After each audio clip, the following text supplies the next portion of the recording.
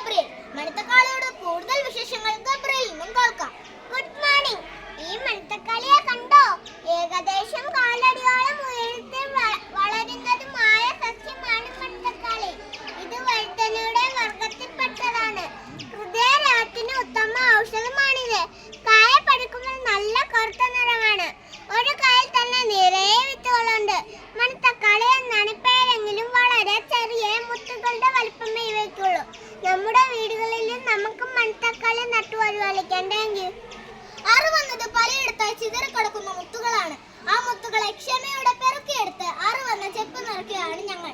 ഈ വിജ്ഞാന പരമ്പര കേൾക്കുന്ന എല്ലാവരും മണിത്തക്കാളി